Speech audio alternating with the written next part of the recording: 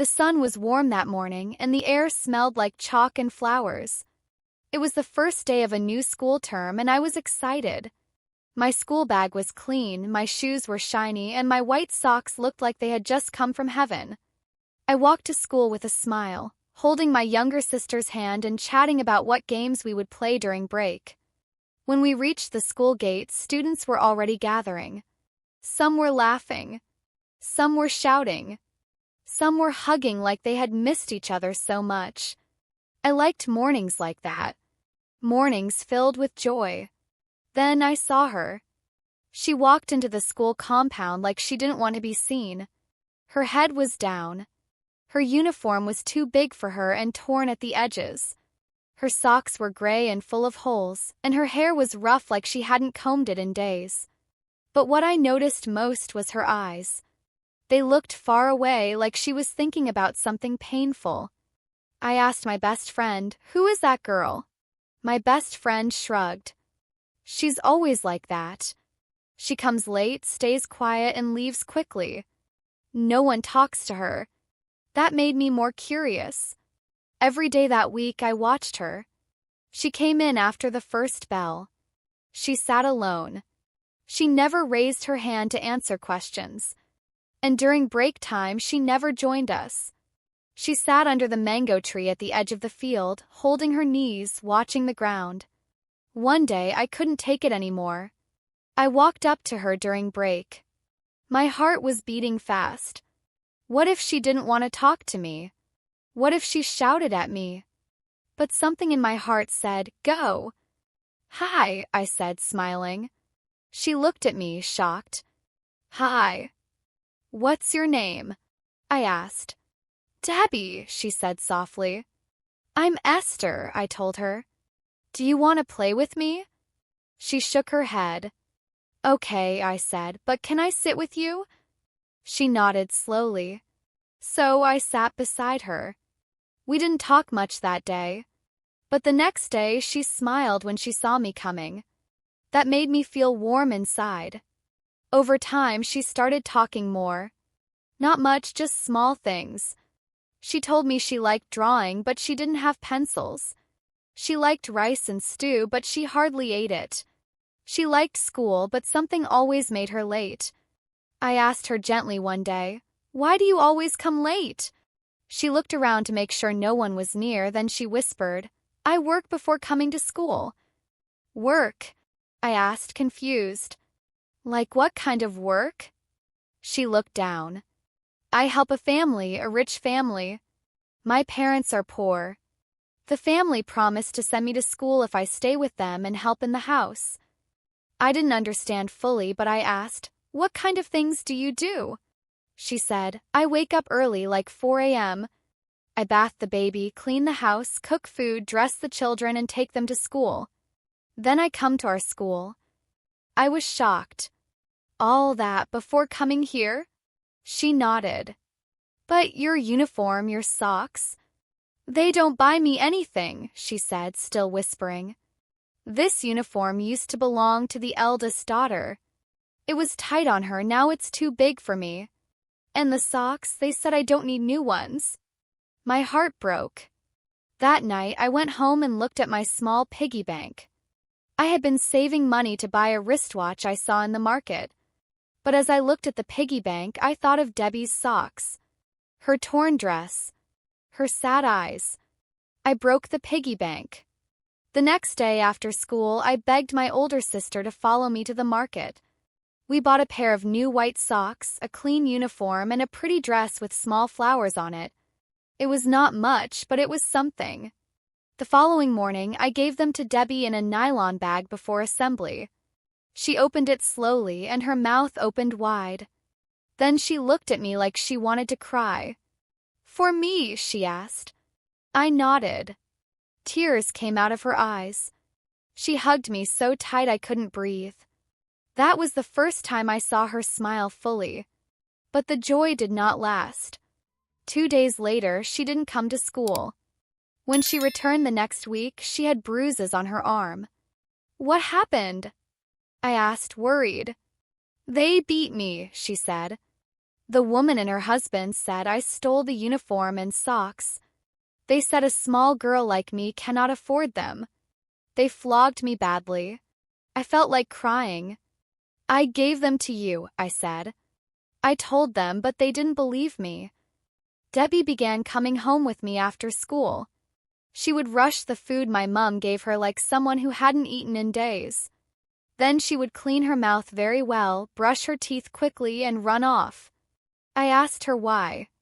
If they know I ate outside, she said, they will beat me again. Weeks passed like that. She would come to my house, eat, smile, then run back before the sunset. I would watch her go with a tight chest, hoping she would be okay. Then the term came to an end. We hugged on the last day. She wore the flower dress I gave her, and it looked so beautiful on her. She looked like someone coming out of pain slowly. I promised to bring her some storybooks next term. She smiled. But when school resumed the next term, Debbie didn't return. First, I thought maybe she was sick. But after 1 week, I became scared. I couldn't stop thinking about her. Her bruises, her quiet voice, her fear. So I decided to find her. I told my older sister, and with 2 friends, we traced the house she once described to me.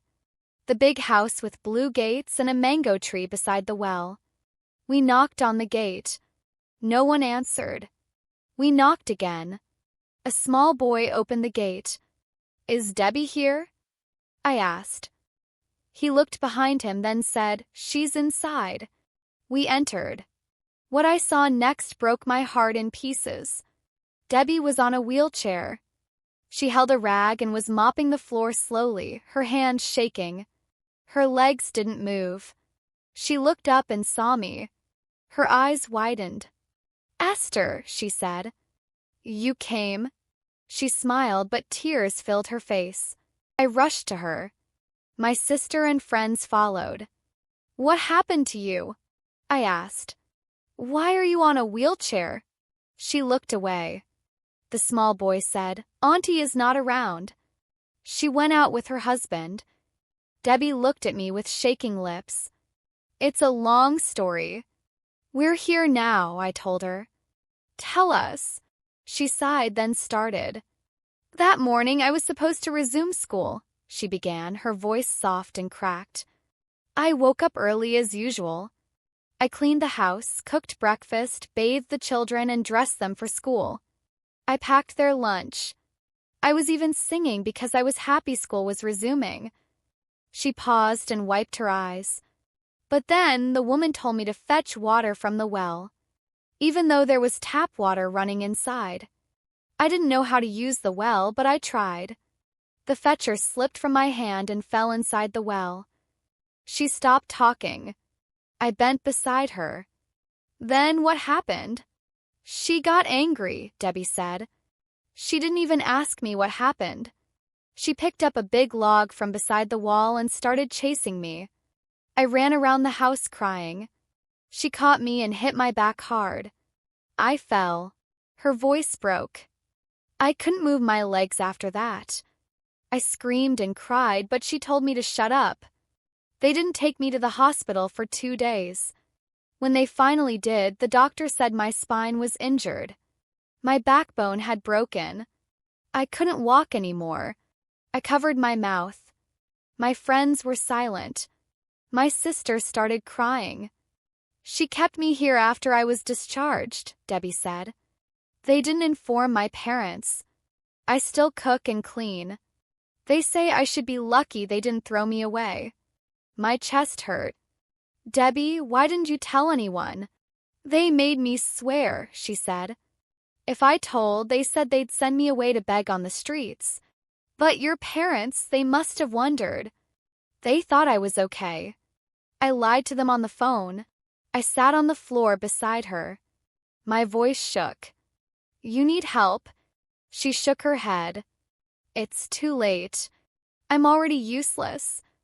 "No, you're not." My sister stepped forward. "We'll tell your parents." Debbie panicked. "No, please don't. I don't want more trouble." I looked into her eyes.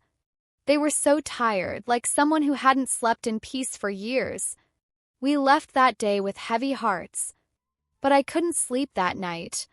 I kept hearing her voice in my head. I kept seeing her legs that wouldn't move. I kept feeling her pain.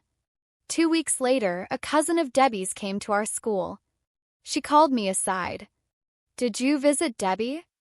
"Yes," I said quickly. "How did you know?" "She told me about you," the girl said. "I gave her parents your name. They're looking for you. They want to talk to you." My hand shook. "Why?" "They found out everything." Debbie's parents had finally learned the truth. A neighbor saw her being carried like a sack of rice into the back kitchen and reported it to someone in the village. That person called her father. When her parents came, they were shocked. Her mother fainted. Her father cried. They shouted at the woman and her husband. They begged Debbie for forgiveness. They took her away in a taxi that evening. The next Sunday, I went to visit. Their house was quiet. The sitting room had peeling paint. A small fan turned slowly in the corner.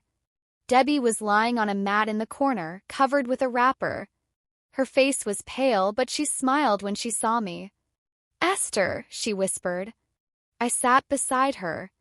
She told me how she cried when she saw her father's face again. She told me how her mother begged her to eat, but she had no appetite. "I feel like dying," she said softly. "No," I said. "I'm tired," she said. "What is there to live for? I can't walk. I can't play.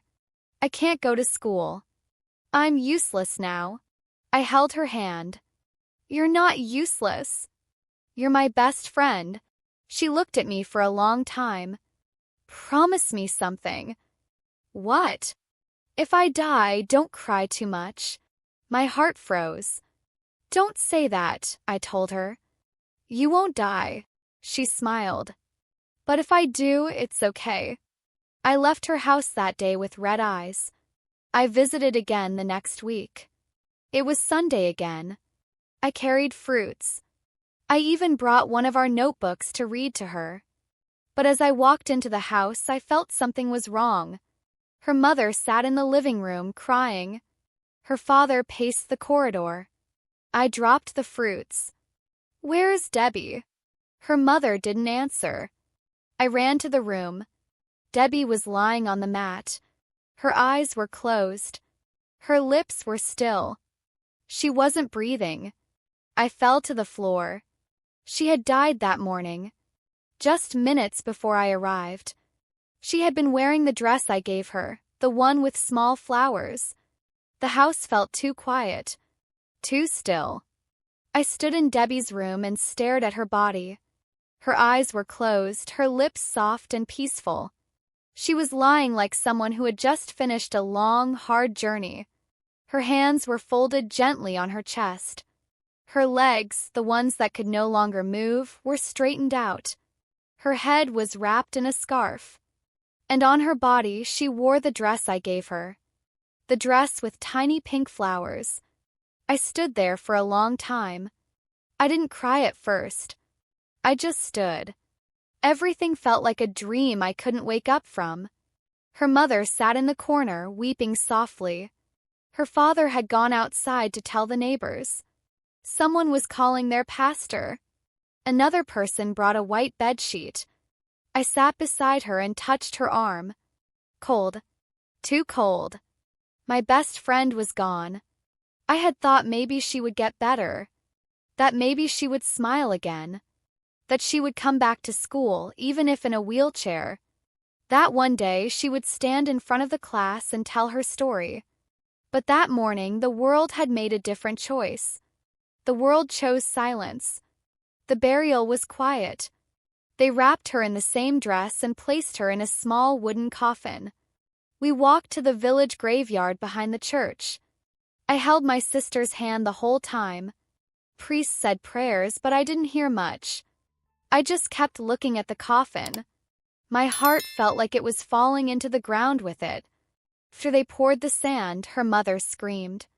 Her father collapsed. Everyone tried to comfort them. But me, I just stood there. I couldn't say goodbye. I didn't want to. The days after the funeral were gray. Rain fell almost every afternoon. The sky was always cloudy. I couldn't eat much. I didn't play with my classmates. I stopped smiling. School, her chair remained empty. Sometimes I looked at it and forgot she was gone. I wanted to wave at her. I wanted to give her part of my biscuit. I wanted to tell her about the new topic we were learning in English class. But she was not there. She would never be there again. One day, I sat under the mango tree where she used to sit alone. I closed my eyes and listened to the wind. I remembered her laugh. Soft. Quiet. Like a secret. I remembered the first time she hugged me. I remembered how she cleaned her mouth quickly after eating at my house. I remembered how she said, "Promise me, if I die, don't cry too much." But I was crying. A lot. 1 month after her death, her cousin gave me a small box. "She kept this for you," the girl said. I opened it slowly. Inside was a piece of paper. A drawing. Debbie had used a black pen to draw a girl sitting under a tree with another girl beside her. 2 girls were holding hands. Above their heads was a sentence. "Thank you for being my only friend." I covered my mouth. Tears fell like rain. She had drawn us. Her and me. The me and her. Together. I visited her grave every Sunday after church. I would sit by the small mound of sand, whispering stories to her. I told her about school, about what the teacher said, about the new girl in class. I knew she couldn't hear me, but it helped me feel close to her. One day, I left a pair of new white socks by her grave. It was the only way I knew how to say, "I still remember." As the years passed, I grew. I finished secondary school. I went to university. I made new friends. But no one ever replaced Debbie. Sometimes in the middle of the night, I would wake up and remember her voice. Sometimes when I wore a floral dress, I would pause and think of hers. Sometimes I would see a child in dirty socks and wonder, is someone out there like Debbie right now? 10 years later, I found myself walking down the same street where the big blue gate used to be. The house was gone. A new building stood there now. Shiny paint. Fresh tiles. No mango tree. No well. Past had been buried under cement and glass. But I still remembered. I still carried her in my heart. I went home that day and took out the drawing she gave me. It was old now, but still clear. 2 girls under the tree, holding hands. I put it inside a frame and hung it beside my bed, so I would never forget. Sometimes people ask me why I care so much about girls' safety, or why I always donate to children's shelters, or why I volunteer at schools in poor neighborhoods. They don't know. They don't know about the girl in torn socks, the girl with tired eyes, the girl who was late every day but still tried to learn, the girl who said, "I'm already useless." But she wasn't. She mattered. She still matters. Because even though the world broke her body, it didn't break her spirit. Not to me. Never to me. She was my friend. And I will carry her story forever. If you have not subscribed to my channel, you might not hear my voice again, but if you are, then you are growing every day. Check my page for more interesting stories. Thanks for watching.